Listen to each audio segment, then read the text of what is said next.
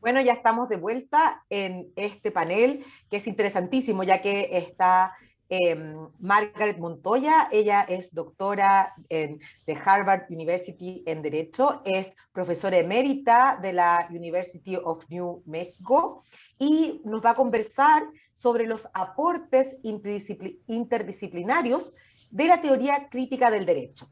Ella va a hacer una charla de alrededor de 35 minutos para luego tener también tiempo para debatir y preguntas. Así que les recuerdo que tal como el panel anterior, vayan dejando por favor sus preguntas o comentarios por escrito para después poder conversarlas. Así que sin más dejo a Margaret. Muchísimas gracias. Gracias a ti, Lieta. Me agrada mucho estar parte de la conversación de hoy y voy a usar un PowerPoint, a ver si no me confundo. Em, pero bueno, buenas tardes, buenos días. Gracias por invitarme a este curso virtual sobre la teoría crítica y la justicia social. Gracias al profesor Hugo Rojas, gracias y más gracias, y a su equipo. Les agradezco esta oportunidad para colaborar entre los países de América Latina. Gracias también a los otros panelistas y a mis colegas de la teoría crítica de la raza y de la CRIT. Para esta ponencia TCR, la teoría crítica de la raza y la CRIT son teorías simbióticas y para mí van a ser intercambiables. Pero antes de comenzar, quiero hacer un puente entre los comentarios de mis colegas Sheila y Frank y don Carlos. Especialmente comenzar con hablar de la pandemia y lo que la pandemia ha revelado de los conocimientos y la falta de conocimientos de los médicos. Porque de eso voy a hablar en mi ponencia. Y quiero para eso usar la pregunta que nos dio don Carlos, hablar de lo más allá de la ley, pero también lo más allá de la medicina. En la teoría crítica, comenzamos con la idea de que el conocimiento es poder. El poder racial en los Estados Unidos ha funcionado para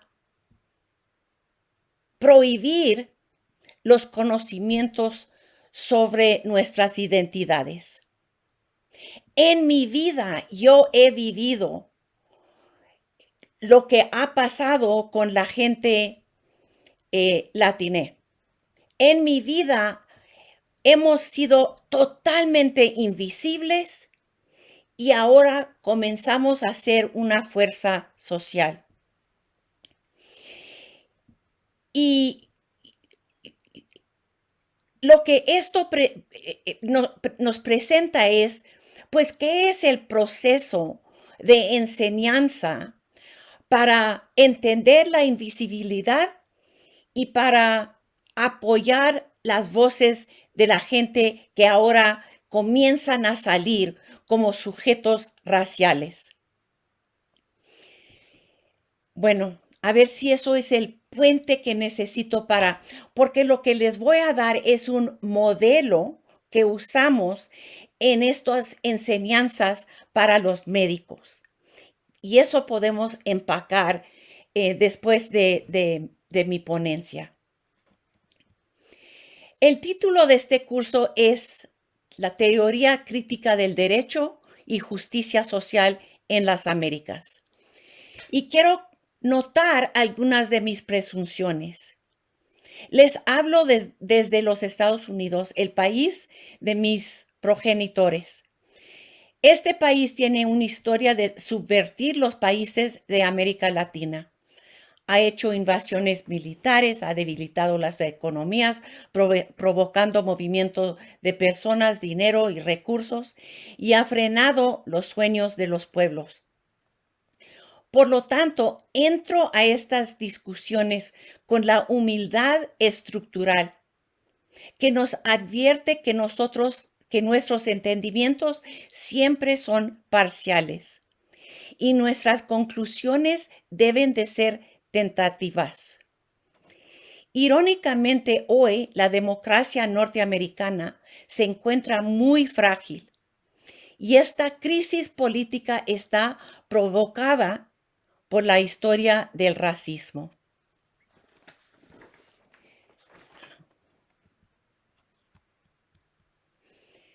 Después del movimiento de derechos civiles en los 60, la sociedad comenzó un proceso de desegregación, con muchos cambios, incluyendo en los estudios universitarios. Con estas disrupciones aparece la teoría crítica de la raza, seguida por la teoría crítica latina. Uno de los debates es sobre las categorías raciales. ¿Cómo nos vamos a nombrar, ya que estas palabras como hispano, latino, latinx o moreno están saturadas con la colonialidad? Es decir, tienen raíces en el colonialismo, el sexismo, la homofobia, la hegemonía del idioma inglés. Usaré el término latiné con la intención de incluir los que no se identifican ni latino ni latina, porque nuevas ideas obligan nuevas categorías. Nuestras palabras revelan nuestros perjuicios y los modos de pensar anticuados. Además, tengo entendido que en otros países se usa latiné más que se usa el término latinx, pero ustedes me pueden aclarar eso. La cuestión al fondo de todos estos cambios es: ¿quiénes van a determinar cómo se narra la historia del racismo estadounidense? La población ahorita va cambiando de raza blanca a razas de color. Y tiene mucho que ver en la política, la cultura, las voces que importan y los votos. Quiero aclarar que en los Estados Unidos usamos las palabras color y raza frecuentemente como sinónimas. Estos cambios en la población están provocados con el fascismo de parte del expresidente Trump y el partido político republicano.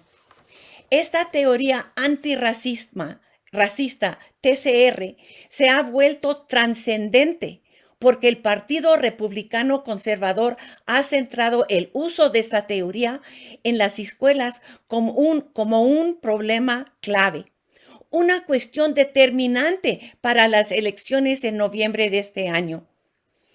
Estos temas abordarán mis colegas en otras ponencias. En analizar este tema de los aportes interdisciplinarios, tenemos que aclarar que incluimos las contribuciones de gente afuera de la academia, como dice Gloria Anzaldúa, ¿no? Por ejemplo, los análisis y los métodos que usan los jóvenes para organizar sus manifestaciones, apoyando el movimiento en apoyo de las vidas negras, son interdisciplinarios y amplifican TCR. El teorista Stephen Osuna nota que nosotros, los académicos, estamos desconectados de las luchas por el cambio social y nuestras teorías son demasiadas abstractas e inaccesibles. Él dice que tenemos que abordar el suicidio de clase, porque el hecho de ser intelectual es ocupar una posición seductiva que demanda un proceso de autocrítica y una praxis orgánica si queremos aprender cómo servir y trabajar con las más perjudicadas y las más oprimidas.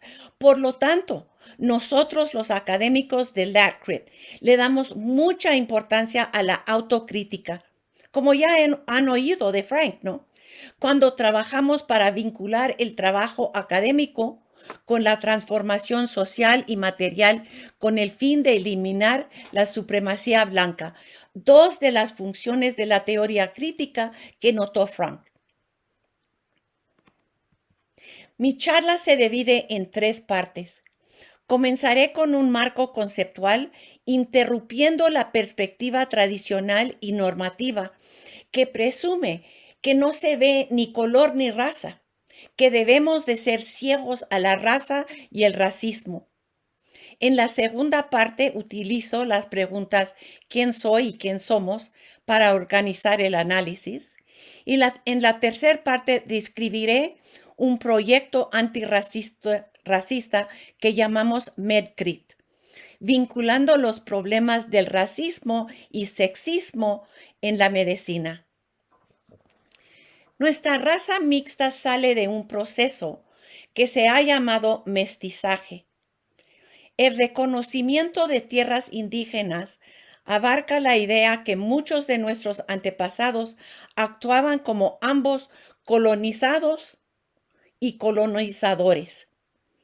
El mestizaje es un concepto idealizado porque la historia, su subtexto y contexto es tanto el racismo anti-indio como el racismo anti-negro, combinados con el colorismo, el sexismo, hasta el catolicismo.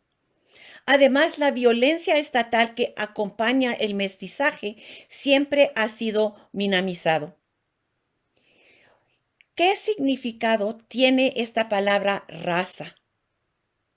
Para nosotros, en los Estados Unidos, no pensamos que es algo genético ni biológico.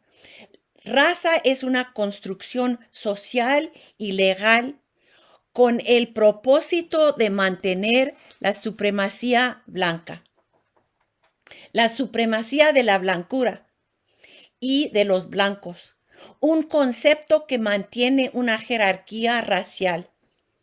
La blancura personifica la inteligencia, lo bueno, la moralidad, y su opuesto es la negritud y lo indigeneidad. Estos pensamientos y valores corruptos se convierten en la justificación para la violencia de los sistemas de colonización, imperialismo, neoliberalismo, capitalismo, pero también el maltrato cotidiano a las personas racializadas. Estos maltratos se llaman microagresiones y es un enfoque de los profesores de educación usando LATCRIT.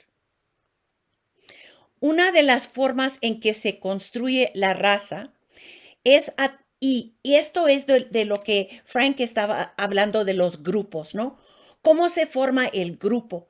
Pues uno es a través de la narración de historias personales, tanto a través de las historias que se cuentan sobre nosotros, es decir, lo institucional y lo sistémico, como las historias que contamos sobre nosotros mismos, es decir, lo personal y lo familiar.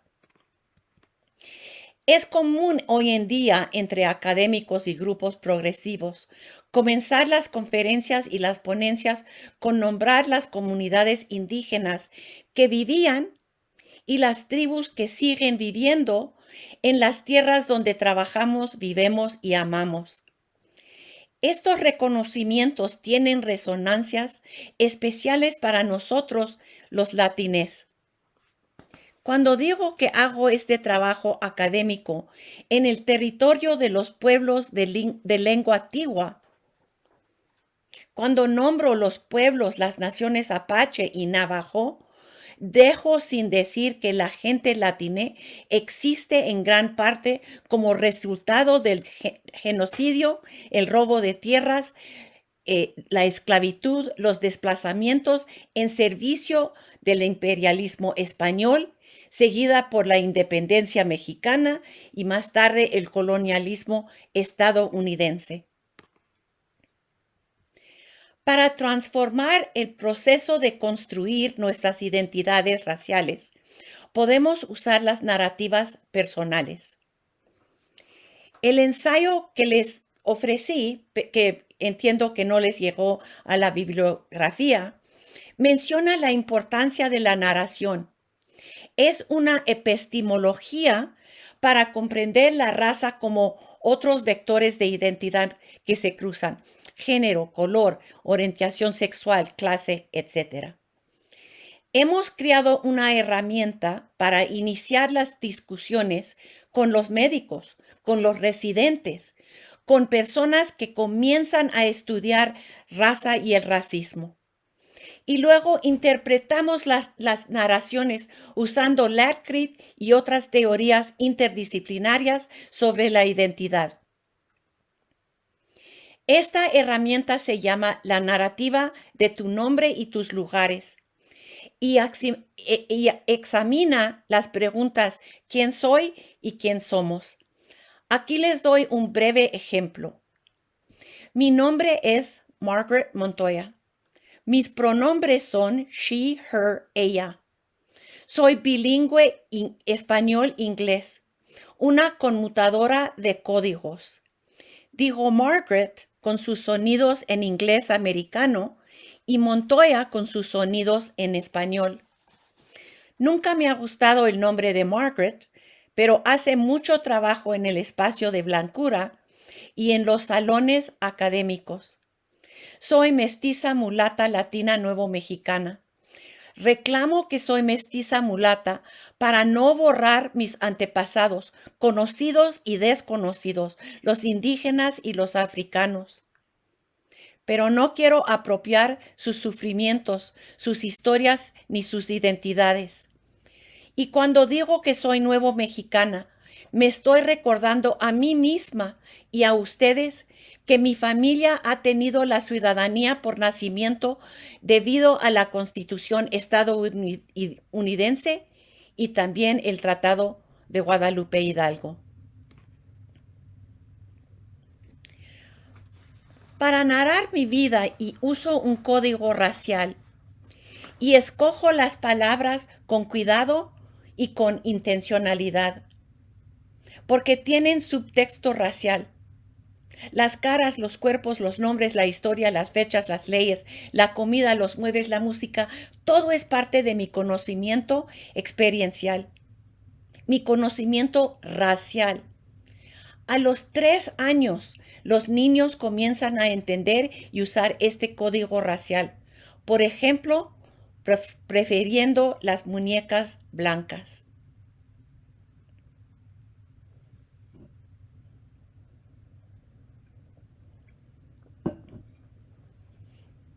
Quiero notar que pueden escuchar en mi voz que mi preparación académica ha sido totalmente en inglés.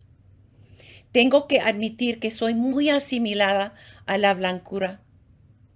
Parte de mi trabajo académico ha sido un esfuerzo para entender, deshacer y revertir la asimilación, que es el resultado inevitable de los sistemas de educación, especialmente al nivel del doctorado. Pueden oír que me falta fluidez y algunas de las construcciones que uso son una combinación de los dos idiomas. Estos aspectos de mi modo de hablar son ambos inconscientes y escogidos. El acento inglés y mis errores son las huellas de la colonialidad, pero a la misma vez son huellas de la riqueza de los pensamientos fronterizos. El concepto que inventó la incomparable escritora Gloria Anzaldúa, que ha sido desarrollado por Walter Mignolo y que es relacionado con lo que W.E.B. Du Bois nombró la conciencia doble. Utilicé este concepto de los pensamientos fronterizos en mi primer artículo, Máscaras, Trenzas y Greñas, Unmasking the Self while Unbraiding Latina Stories with Legal Discourse. Máscaras, trenzas y greñas, desenmascarando el yo mientras trenzando historias latinas con el discurso legal. En Latcrit estamos transformando el significado de estas identidades raciales para que representen una gama de habilidades y conocimientos y una fuente de orgullo. Y eso es lo que tratamos de ser en medicina. Ya compartí una historia y su contexto que explican quién soy. Ahora les voy a dar un resumen breve de quién somos nosotros los latines. Y yo creo que para ustedes esto va a ser, pero tan obvio. Pero les aseguro que cuando hago estas ponencias en las escuelas de derecho, como en Harvard, o en medicina, no es obvio, son conocimientos que han escondido de nosotros, las tenemos que rescatar. Voy a rápidamente notar unas fuerzas raciales históricas que nos han construido. Mestizaje es uno de los primeros conceptos que construye la imaginación latina. A fines del siglo XVI, los artistas estaban enviando pinturas de las castas de vuelta a España. Una idea central de las castas que todavía circula en las familias latinas es el blanqueamiento de los descendientes a lo largo de las generaciones, mejorando la raza. En los Estados Unidos, los latines sirven como lo que la periodista Isabel Wilkerson ha llamado una casta media o una casta liminal, por debajo de los blancos y por encima de los negros. Sucintamente, en la medida en que las personas se ven o se oyen casi blancos, podemos ser beneficiados en los diferentes niveles del racismo. Y por eso muchos latines defienden esta jerarquía racial y se denotan blancos. El colonialismo y el imperialismo también construyen la raza latina. En 1821, México se rebela y pone fin a 223 años de colonización española. Lo que entonces es el norte de Nueva España estará bajo dominio mexicano durante 27 años, terminando cuando los Estados Unidos invada México. La totalidad o parte de 10 estados son tierras cedidas por México a los Estados Unidos con el Tratado de Guadalupe Hidalgo, que dispuso que los 100,000 o más de 10,000 mexicanos, incluyendo mis antepasados que estaban aquí, podían elegir quedarse y les daría la ciudadanía federal. Se necesitan 64 años y múltiples intentos para que Nuevo México sea admitido como estado de la Unión estadounidense. Esto importa mucho porque es la estadidad que controla el poder del individuo y los derechos. Este artículo en el New York Times de 1882, titulado Greasers in New Mexico, engrasados en Nuevo México, un pueblo no apto para la ciudadanía estadounidense. Los estereotipos y perjuicios de hoy tienen sus raíces en este tipo de racismo del pasado. Y la ciudadanía que nos toca como latines, así como los otros grupos racializados, es de segunda clase por la discriminación virulenta en todo el país. La sociedad con el empleo, las escuelas, las universidades, fue y por muchos lados sigue segregada. Los trabajos eran estrictamente limitados. Y hoy en día todas las profesiones, como el derecho y la medicina, son desproporcionadamente blancas. Por ejemplo, a partir de 2018, solo el 5.8% de todos los médicos son latines y solo el 5% de todos los abogados son latines, a pesar de que somos casi 20% de la población. Como las categorías raciales, los datos demográficos también se usan para construir el concepto de raza. Como ven aquí en esta diapositiva, los datos del país son muy diferentes de los del estado de Nuevo México.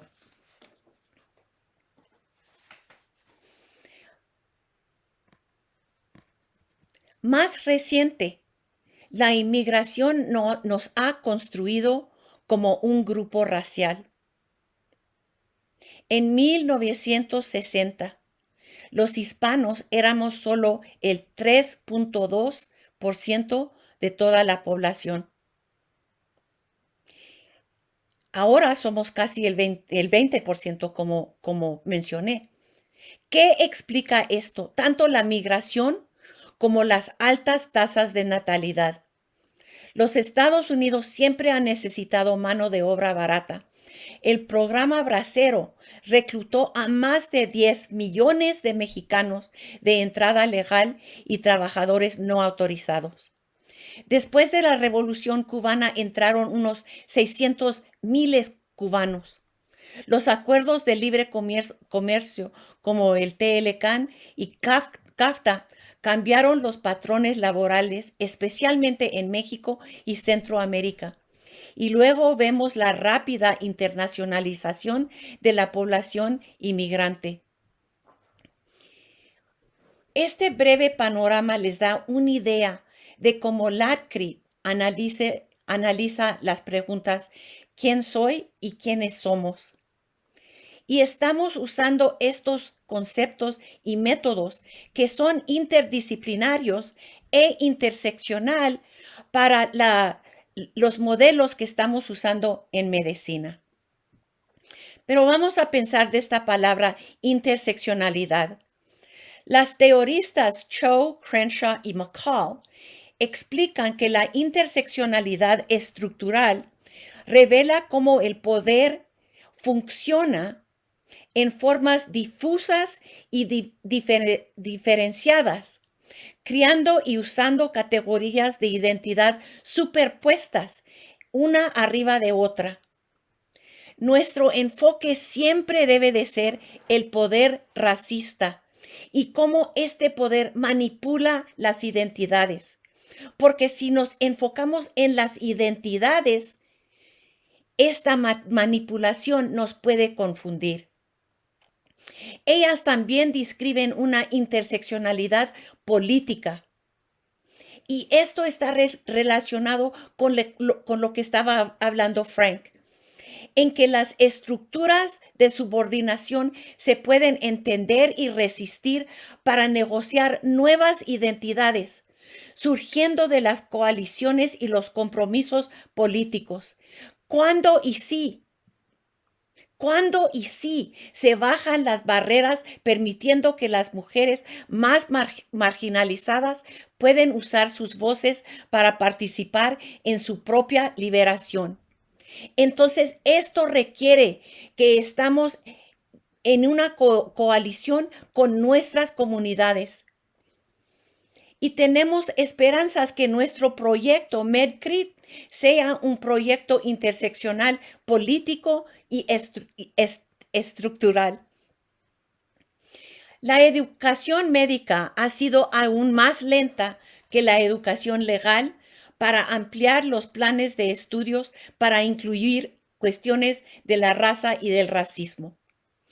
Ahora se comienza a usar estas teorías de la raza en medicina. Una idea que tiene más posibilidades es lo que en inglés se llama upstream medicine, medicina río arriba.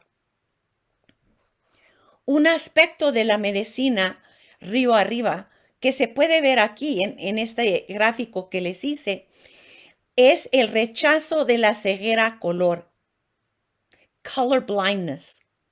It is the refusal to continue to use color blindness. Lo rechazan, ¿no? Porque negar o silenciar el racismo es un método primario en la academia, las profesiones, en los tribunales, para tener que no responder a los problemas raciales. No ver la raza preserva el status quo, preserva las desigualdades sociales. Medicina ha tomado unos pasos tentativos para incluir un análisis enfocado en el racismo estructural. Y la medicina río arriba es un ejemplo importante.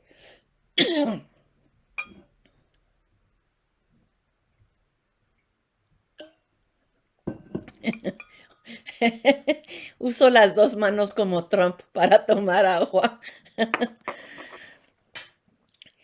La cuestión más controvertida en la sociedad estadounidense es el acceso al aborto. En 1973, la Corte Suprema reconoció en el caso de Roe versus Wade que el derecho al aborto de las mujeres y las personas trans era constitucional. Y por 20 años se sostuvo el apoyo político de los dos partidos a este derecho. Pero después de 1993, cuando la ideología de los partidos comenzó a cambiar, el partido político republicano ha usado la oposición al aborto para movilizar sus votantes y llenar las cortes federales con jueces conservadores opuestos al aborto. El debate sobre estos derechos humanos, el acceso al aborto, acceso a los anticonceptivos y cómo se van a pagar, es un ejemplo del poder de la colonialidad hoy en día. Las mujeres, las personas más afectadas por las restricciones de las leyes y las decisiones tribunales son mujeres y los trans, latinés, indígenas y negras, especialmente los jóvenes, las abusadas, las violadas, las que no tienen recursos para viajar a los estados donde se consiguen los servicios médicos necesarios. En el aborto se junta el racismo, el sexismo, la homofobia, el clasismo. El odio de la sociedad se eleva en esta cuestión del acceso al aborto. El año pasado, el estado de Texas pasó una ley limitando el acceso al aborto a las primeras 6 semanas del embarazo, efectivamente eliminando el derecho a la mayoría de las personas. Y desgraciadamente, la Corte Suprema, con una decisión de ayer, ha dejado esta ley en vigencia durante el proceso de apelación. Estos ataques a los derechos constitucionales y la politización de los jueces federales está acelerando una crisis jurídica, política y electoral. En estos días, en estos años, el número de votantes latines está aumentando muy rápidamente y las latinas y los trans se comienzan a organizar. Sucintamente, el aborto es en el centro de los debates sobre la justicia social y racial, ya que el peso de estas barreras al acceso del aborto les cae más fuerte a las personas latinas y las personas negras de bajos ingresos. Trabajo con un equipo que actualmente está desarrollando modelos de capacitación, métodos y herramientas para capacitar a proveedores del aborto como servicio médico. Y les recuerdo que en su preparación los médicos reciben muy poca información sobre la raza y el racismo. En corto, lo que tenemos que hacer es poner TCR a trabajar. Colaboramos con otros colegas en esta área que se está llamando MedCrit. Nuestro grupo ha desarrollado un análisis y vocabulario sobre las destrezas raciales basado en el TCR y la justicia reproductiva.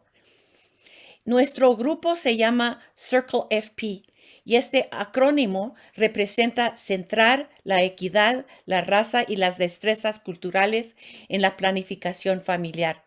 Nos llamamos a nosotras mismas Circle o un círculo.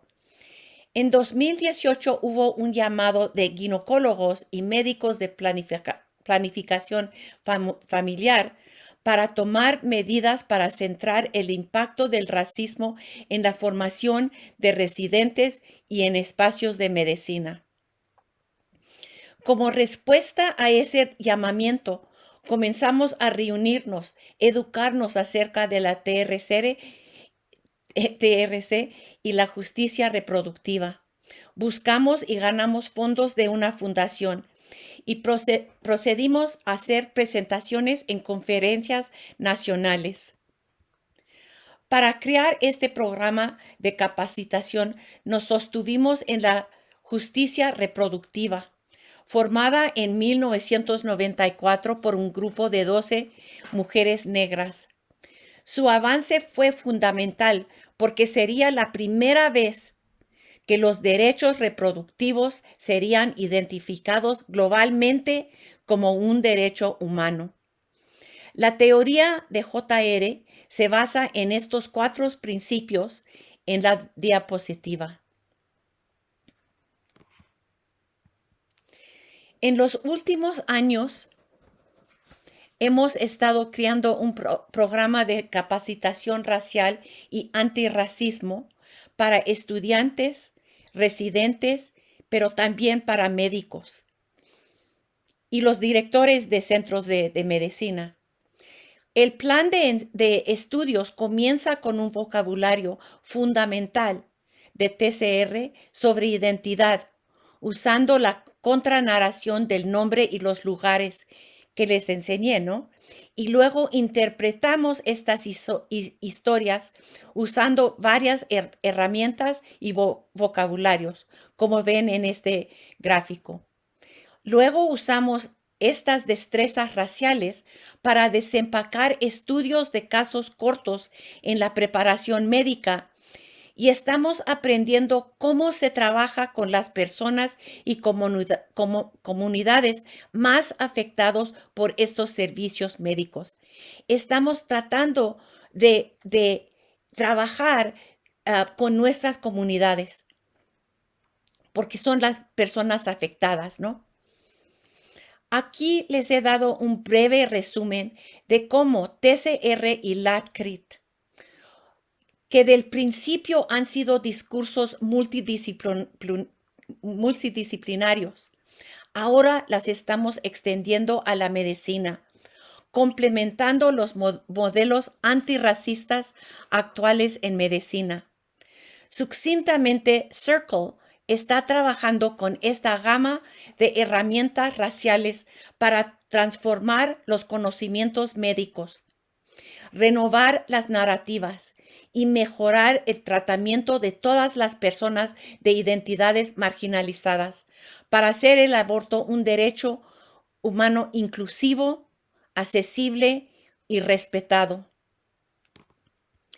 Para terminar, LATCRIT cambió mi vida y la trayectoria de mi familia, especialmente de mis hijas y de nuestras carreras, porque nos dio un vocabulario, unas narrativas, un análisis y sobre todo una comunidad para entender y comprometernos contra el racismo del mundo actual. Hablando personalmente, LATCRIT me dio la oportunidad de dedicarme a la justicia social con el entendimiento que soy una mujer racializada. Soy minorizada en los Estados Unidos. Soy bilingüe. Soy parte de América Latina, parte de la comunidad de LATCRIT y con amistades de Circle. En ser parte de LATCRIT, he tenido muy buena suerte. Es una gran ventaja, una bendición. Gracias por su atención.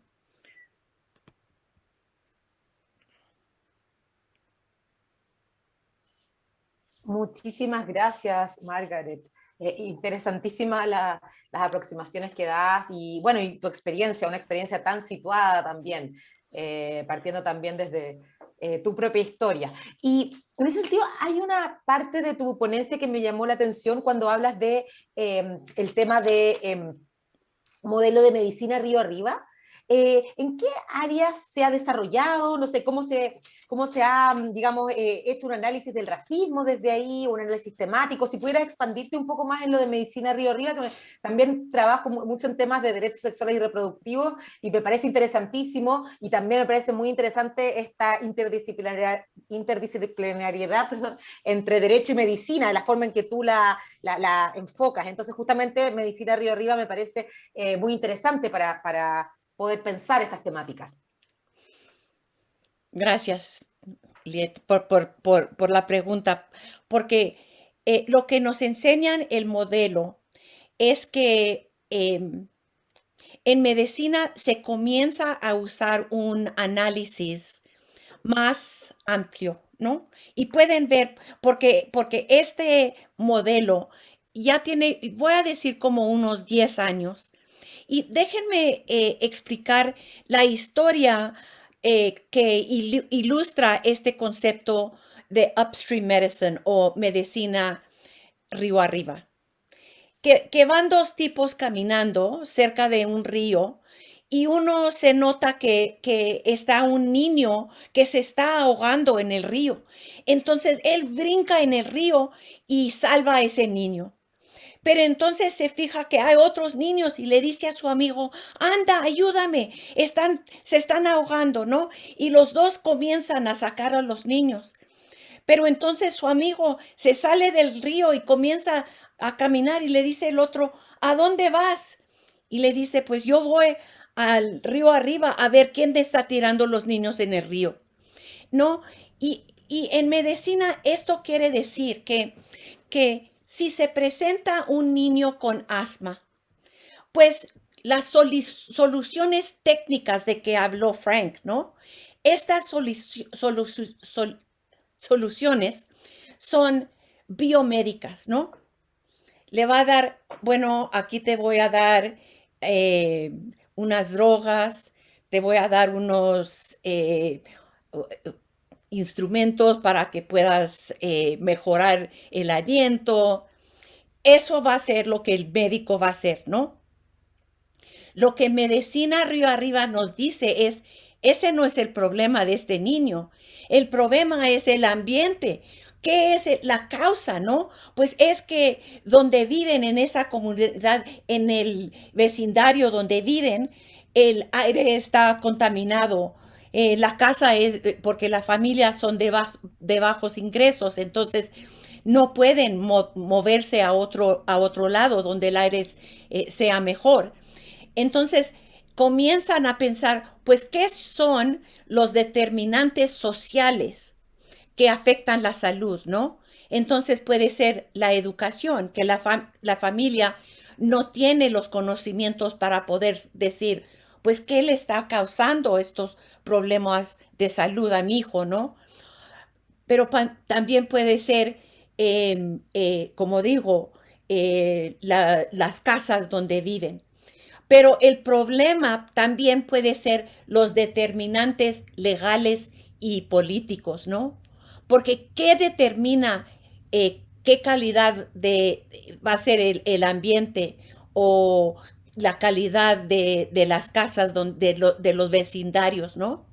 Son las leyes, son las legislaturas, son los tribunales que pueden poner, son el poder estatal, ¿no?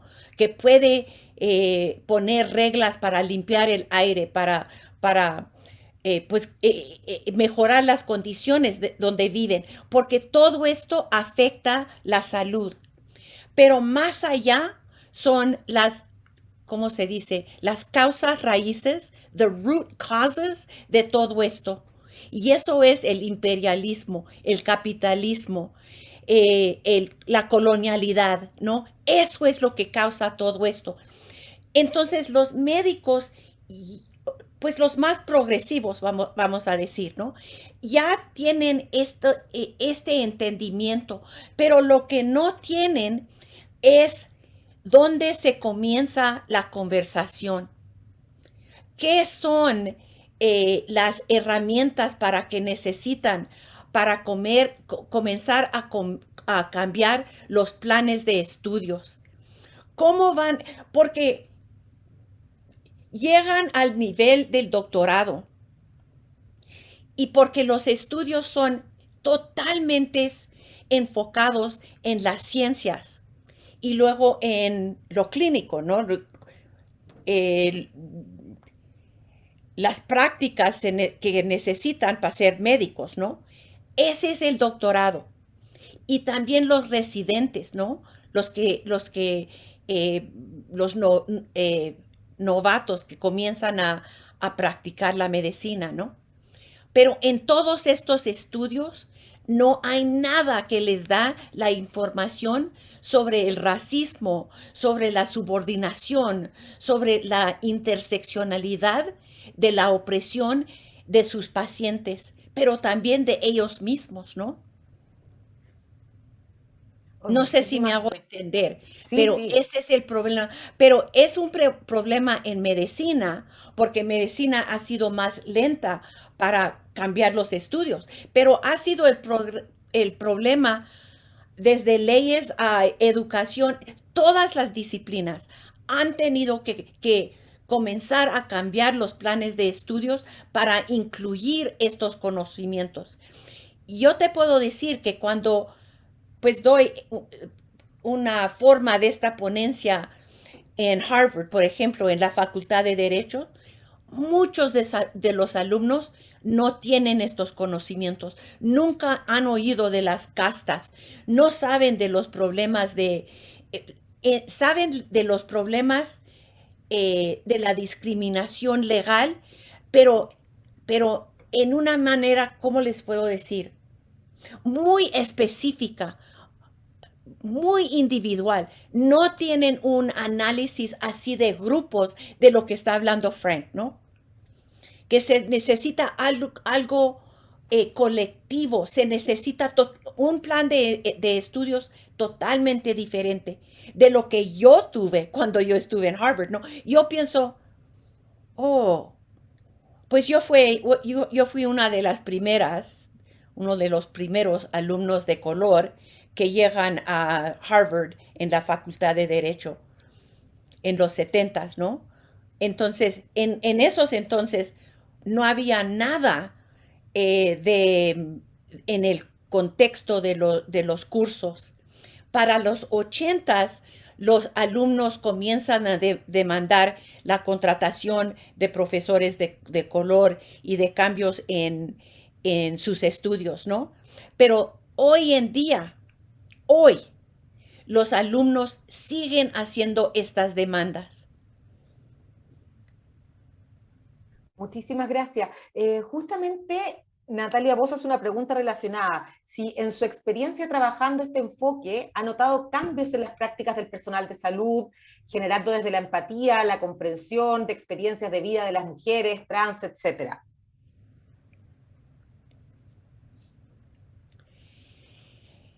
Les puedo decir pues, todo este cambio es en los últimos, vamos a decir, 4 o 5 años, ¿no? Y sí hay otros colegas otros equipos que están trabajando también en esta área y les di en la bibliografía, les menciono algunos de los artículos que comienzan a salir, ¿no?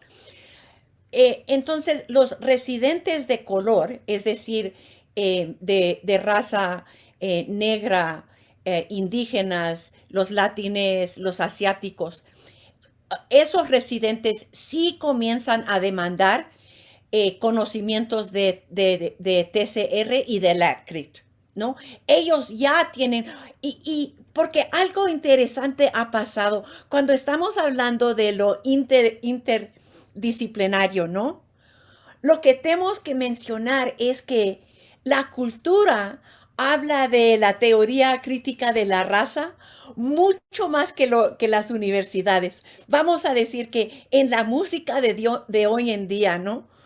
Que me explican mis hijas que yo tengo menos conocimientos, pero ellas me dicen como Lizzo, ¿no? Que su música, como los que hacen rap, ¿no? Que su análisis está muy motivado por TCR y por LATCRIT, ¿no? Que ellos ya tienen estos conocimientos, pero no porque los consiguieron en sus educaciones universitarias, porque ha sido muy lento para cambiar los estudios. Por eso ese es el poder racial, ¿no? Así se controla los conocimientos. Perfecto, muchas gracias. Paz Acevedo pregunta, ¿cómo podemos conciliar que nuestras identidades son definidas por la hegemonía actual con crear una teoría que no discrimine e imparta justicia real a nosotros por ser personas?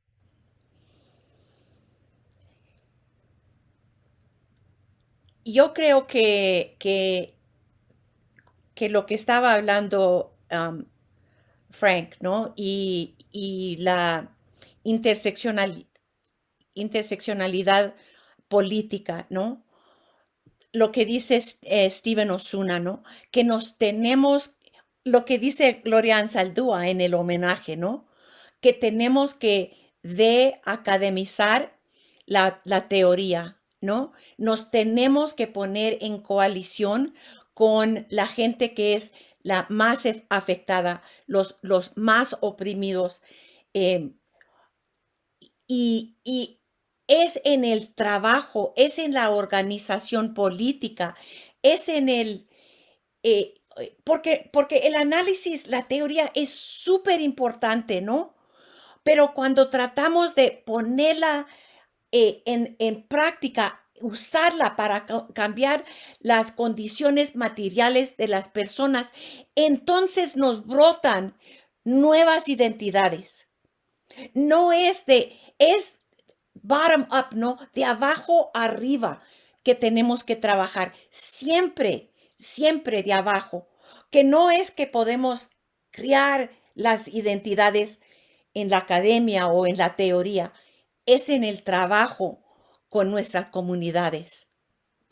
Y con humildad, ¿no?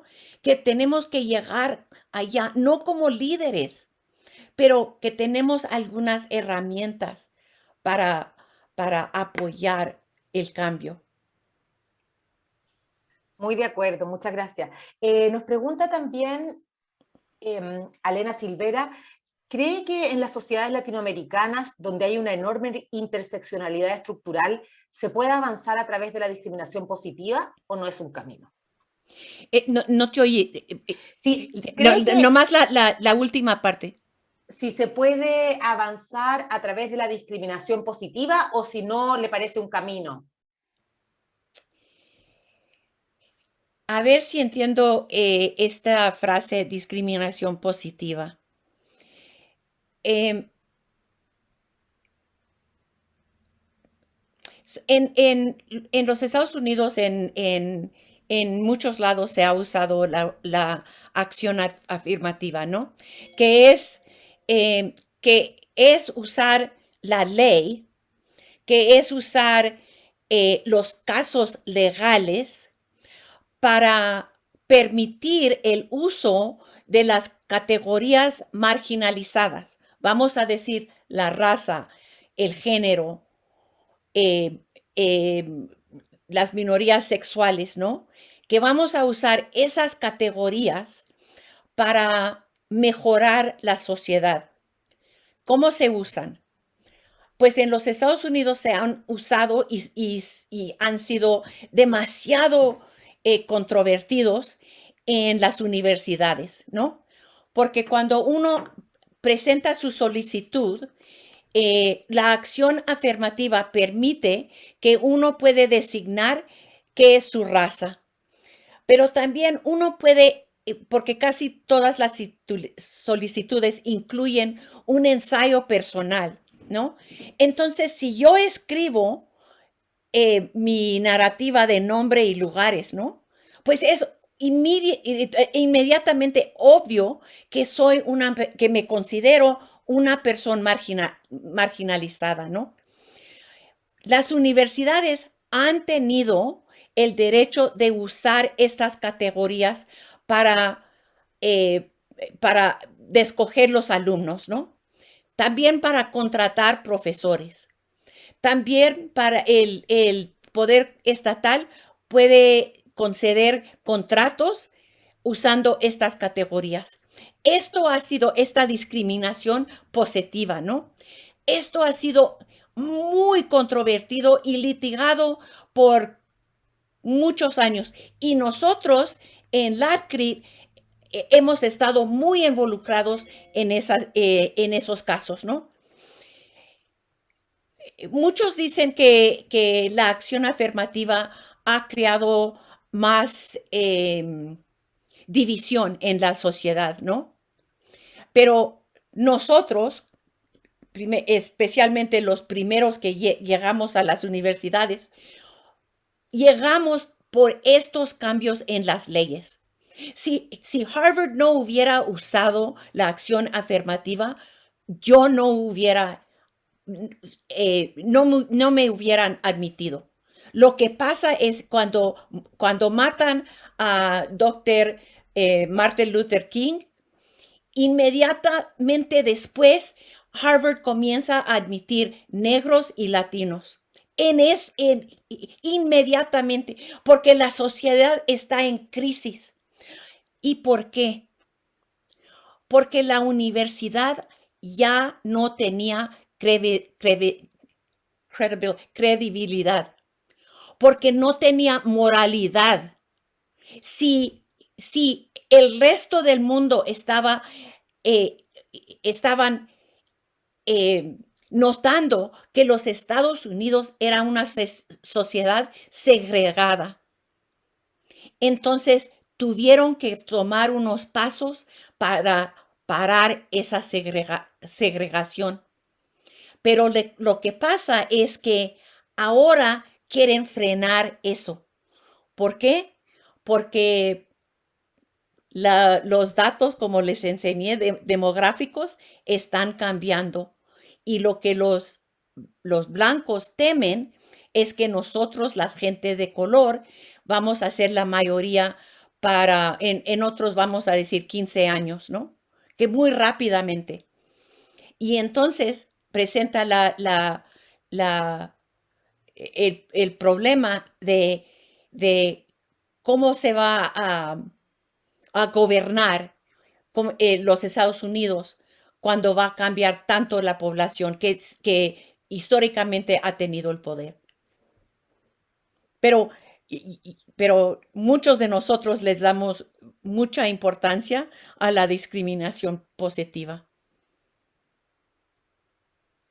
Perfecto, muchas gracias. También Gastón Cárcamo pregunta, ¿cómo generar cambios en un derecho tan rígido ante la diversidad cultural?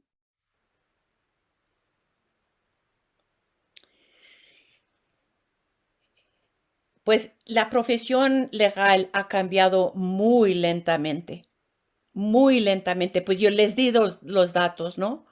Eh, pero hay fuerzas de afuera de la profesión, hay fuerzas de la cultura.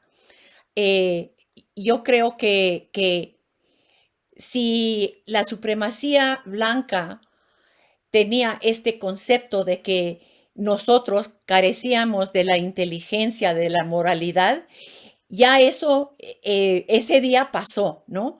Porque pues los genios de la cultura, la mayor parte son negros, latinos.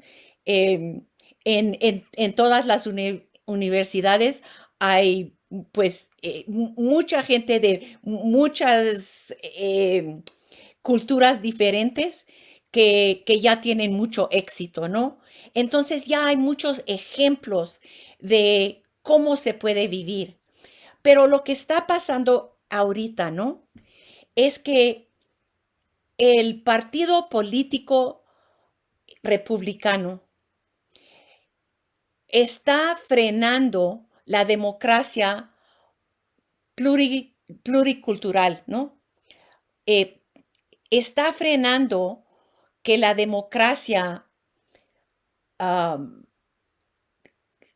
evolves, ¿cómo se, que se transforma, Evolucione, se transforma. transforme en una sociedad que sea totalmente eh, interseccional. Esa es la palabra que quiero usar. Que sea totalmente diversa, ¿no? Y que todos estos grupos tengan derechos legales y constitucionales. Pues, esa es la meta, ¿no? Pero uno de los dos partidos está totalmente opuestos a esta democracia interseccional y esta democracia diversa, que es la democracia, ¿no? Y por eso estamos peleando sobre el derecho al voto, el derecho de la administración de Biden ahorita, ¿no? Se ha frenado porque los republicanos están totalmente opuestos a los cambios que se están provocando por, por la cuestión del antirracismo. Perfecto. También dentro de los comentarios hay muchas gracias por su exposición, muchas felicitaciones además por el modo en que usted une estas dos disciplinas como la medicina y el derecho, así que de verdad ha sido un verdadero placer. Voy a terminar hay dos preguntas que las voy a dejar y ahí usted contesta como y las que quiera. Una es, si cree que regulaciones como el cupo negro de Brasil es un camino a reducir la discriminación, ya habló un poco de eso, pero Sí, sí, sí. por si acaso, y lo otro, si es cómo educar para cambiar la negación a la negritud o la negación a ser latino por miedo a ser discriminado o discriminada.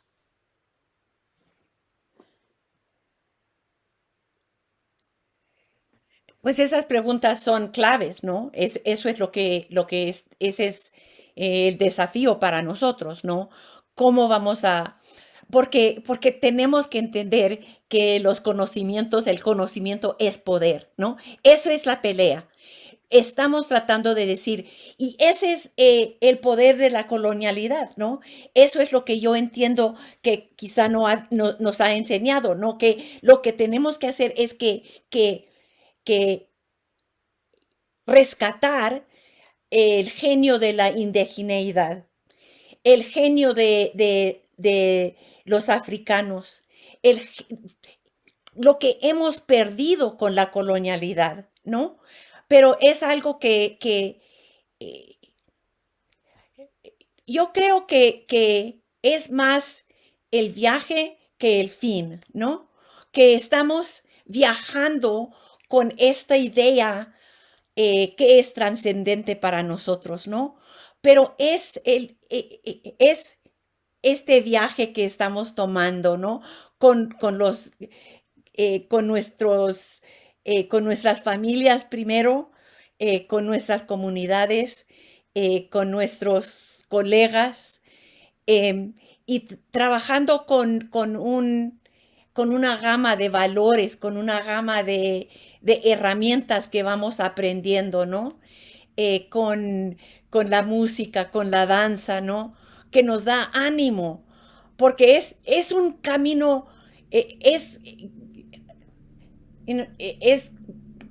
tratando de llegar arriba de la montaña, ¿no? Que es sumamente importante. No lo podemos hacer individualmente, lo tenemos que hacer así como un colectivo. Y por eso me agrada tanto estar en esta conferencia, estar aquí con ustedes, ver sus caras. Me da la oportunidad de hablar en español con todos mis errores, pero les doy las gracias y para mí ha sido una oportunidad muy rica y les agradezco muchísimo. Muchas gracias, somos nosotras las privilegiadas de haber escuchado tan interesantes reflexiones, así que le agradecemos mucho y ahora la despedimos, muchas gracias, y tenemos 10 minutos aproximadamente hasta las 18:25, un receso y después seguiremos hablando sobre ética y derecho, así que les invito al próximo panel que va a estar también muy, muy interesante. Muchas gracias, que estén muy bien.